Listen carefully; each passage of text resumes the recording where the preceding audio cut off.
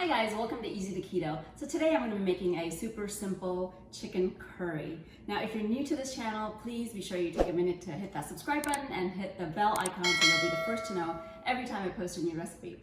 But this chicken recipe is going to be super simple. So for that, today I'm using chicken thighs, which have the skin on them and which have the bones in them. Now I know a lot of people are opposed to the skin and to bones. And if you're one of those, then feel free to make the same recipe with boneless, skinless chicken thighs. Now, chicken thighs are important and not breast because again, when this chicken curry cooks, it takes a little bit of time for it to cook and the flavors to develop. And if you use a chicken breast, it's gonna be really rubbery. So please be sure to use chicken thighs. And the skin actually provides a lot of extra flavor just because it's high in fat and it just makes the whole dish a lot more flavorful. So let's get a stove and get started.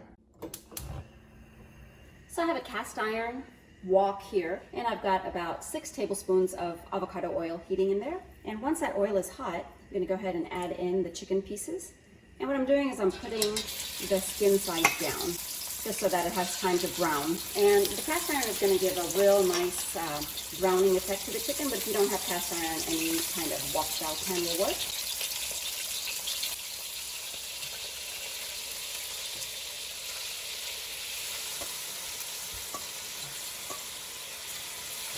And this is on high heat, and once it has about a minute or two on one side, you go ahead and just toss the chicken around, flip it around.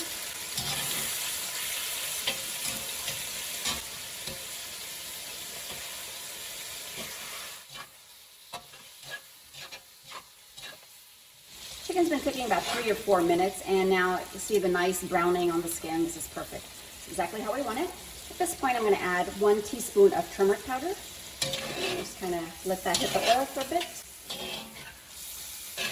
Now I also have 1 tablespoon of minced garlic and 1 tablespoon of minced ginger and about 4 green chilies, which I've just slit down the middle. And those are optional or to taste. And go ahead and give that another good mix. And once the ginger and garlic is mixed in, I also have half of a medium onion, which I've finely chopped. And we're going to keep cooking until the onions get nicely cooked and brown and basically the moisture evaporates and the oil starts separating. So the chicken's been cooking for about 6 to 7 minutes, and if you notice the oil is starting to float on top and it's perfect right now. So at this point I'm adding a little bit of salt, 1 tablespoon of paprika, 1 tablespoon of coriander powder, half a tablespoon of cumin powder, 1 teaspoon of red chili powder or to taste, 1 teaspoon of garam masala, and mix.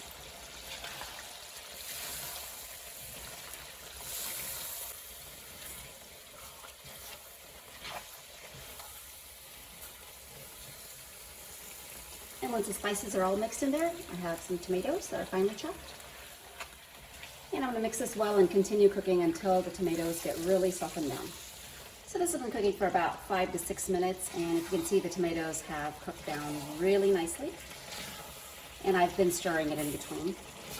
At this point I have a 1/4 cup of Greek yogurt. I'll put in there and mix that through.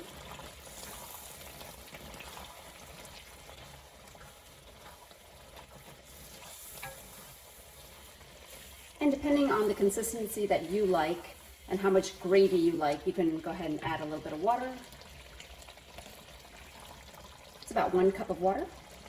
And be sure you go ahead and cook the chicken until all the pieces are thoroughly cooked through, especially the ones with the bones in it. And as a final step, I have a half a teaspoon of garam masala that I'm just going to put over the top, and that really improves the flavor.